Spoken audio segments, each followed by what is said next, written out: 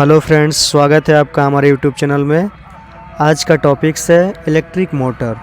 और electric motor में हम लोग जानेंगे इसके वर्किंग मेथड क्या होता है, यह कैसे काम करता है और क्या इसका क्रिया विधि होता है। चलिए वीडियो को हम लोग चालू करते हैं। और वीडियो को चालू करते हैं, अगर आप हमारे चैनल पर नए होंगे तो चैनल को आप सब्सक्राइब करके हमें सपोर्ट कीजिएगा। चलिए, विद्युत मोटर क्या है। सबसे पहले विद्युत मोटर क्या है इसके बारे में हम लोग जानेंगे। विद्युत मोटर धारा के चुंबकीय प्रभाव पर कार्य करता है। विद्युत मोटर धारा के चुंबकीय प्रभाव पर कार्य करता है। आपसे पहला ही प्रश्न पूछेगा एग्जाम में कि विद्युत मोटर धारा के किस प्रभाव पर कार्य करता है। फिर उसके बाद पूछेगा आपसे कि विद्युत मोटर क्या है। तो विद्युत मोटर एक ऐसा डिवाइस होता है जो विद्युत ऊर्जा को यांत्रिक ऊर्जा में परिवर्तित करता है। तो आपसे यहाँ से एक प्रश्न पूछेगा कि विद्युत ऊर्जा को यांत्रिक ऊर्जा में परिवर्तित यानी बदलने वाला डिवाइस क्या होता है। तो विद्युत मोटर होता है।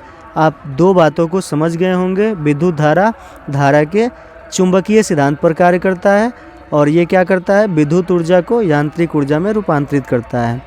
फिर विद्युत मोटर की रचना की जब हम बात करेंगे तो विद्युत मोटर की रचना की जब हम बात करेंगे तो यहाँ पे देखिए, यहाँ पे स्लाइड्स में जैसे मान लीजिए कि ये हमारा होता है नॉल चुंबक, और फिर ये होता है ये वाला जो आयताकार कुंडली है इसको बोलते हैं आर्मेचर, और यहाँ पे होता है कार्बन ब्रश, और फिर हम इसे बैटरी या प्लग से जोड़ देते हैं।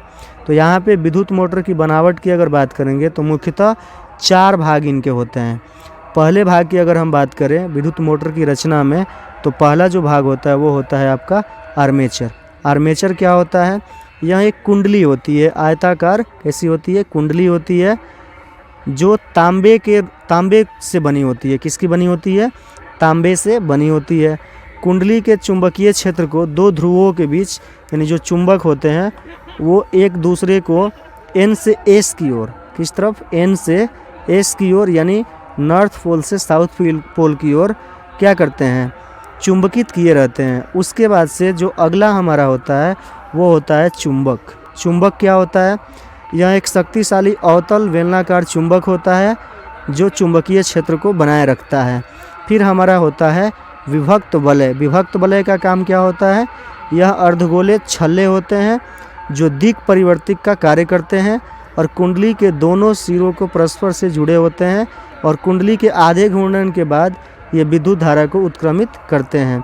फिर अगर हम बात करेंगे, यहाँ से आप देख लीजिए फिगर में हमने बता दिया कि आर्मेचर क्या होता है। तो आर्मेचर क्या होता है, एक आयताकार कुंडली होता है और इस पे तांबे के तारे से लपेटे होते हैं।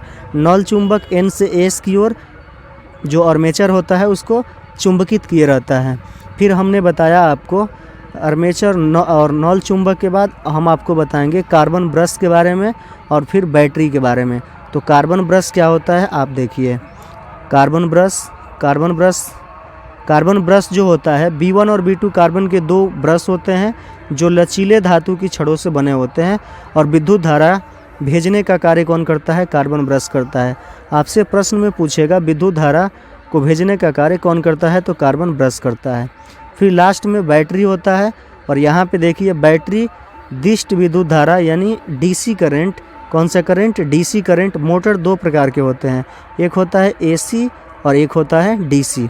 तो हम यहाँ पे DC की बात कर रहे हैं, AC भी इसी तरह का होता है।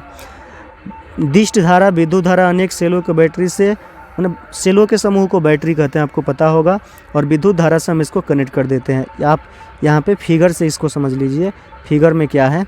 फिगर में आप देख रहे होंगे कि ये नॉल चुंबक, पहला नॉल चुंबक के बाद ये आर्मेचर, यहाँ पे है कार्बन ब्रश, और यहाँ पे साइड में, स्लाइड को थोड़ा सा इधर हम ऊपर ले जाते हैं, यहाँ पे आप देख रहे होंगे ये है बैटरी। बैटरी को हम किससे कनेक्ट किए हैं, कार्बन ब्रश से किए हैं। जैसे कार्बन ब्रश से हम बैटरी को कनेक्ट करते हैं तो आर्मेचर का काम क्या, आर्मेचर ऐसे घूर्णन करने लगता है, घूमने लगता है, और हमें इसका उपयोग हम लोग करते हैं पंखा में उपयोग करते हैं। आप जैसे देखते हैं करंट देते हैं, पंखा चलने लगता है। उसके बाद से पंखा के बाद से हम लोग और भी बहुत सारे इलेक्ट्रिक गैजेट में इसका उपयोग करते हैं। आपसे प्रश्न पूछेगा कि विद्युत मोटर का कार्य क्या होता है, विद्युत मोटर के कार्य विधि। तो विद्युत मोटर के कार्य विधि जब आपको लिखना होगा तो जब कुंडली ABCD को शक्तिशाली चुंबकों को मध्य में रखा जाता है तो कुंडली चुंबक के जोड़ों के बीच समांतर होती है। कार्बन ब्रूस B1 और B2 से होते हुए अर्धगोला छल्ला, जिसको हम लोग बोलते हैं स्लिप रिंग्स बोलते हैं, कुंडली विद्युत धारा प्रवाहित होती है, जैसा कि चित्र में आपको दिखलाया गया है। फिर जैसे ही कुंडली अभी आधा घूमी होती है तब तक वो S1 अर्ध चक्र के बाद विद्युत धारा की दिशा उत्क्रमित कर देते हैं। इस प्रकार कुंडली निरंतर घूमते रहती है। तो आपसे जब भी प्रश्न पूछेगा कि विद्युत धारा के चैप्टर से ये कि विद्युत मोटर क्या है, इसका कार्यविधि सहित सचित्र वर्णन करें, तो आप इन सभी जो भी हमने आपको पढ़ाया आप उनको लिख करके बहुत आसानी से एग्ज़ाम में 5 नंबर का काम कर सकते हैं। ये सबसे पहले विद्युत मोटर लिखिएगा, उसके बाद से इसकी विद्युत मोटर की रचना या बनावट और इसमें कितने टॉपिक्स हमें लिखने हैं। एक लिखना है आर्मेचर, और दूसरा हमारा टॉपिक्स होगा वो क्या होगा, चुंबक होगा, और तीसरा जो हमारा टॉपिक्स होगा वो होगा ब्रश, और चौथा जो हमारा टॉपिक होगा वो होगा बैटरी, और एक होता है विभक्त वलय जो पीछे हम आपको बताए थे, और फिर इसका वर्किंग मेथड हम लिख लेंगे कार्य। आई होप आप इस वीडियो से बहुत कुछ सीखे होंगे। एग्ज़ाम में आप आसानी से 5 नंबर ला सकते हैं। चैनल पे नए जुड़े होंगे तो चैनल को आप सब्सक्राइब कीजिएगा और इस वीडियो को ज़्यादा से ज़्यादा शेयर कीजिएगा।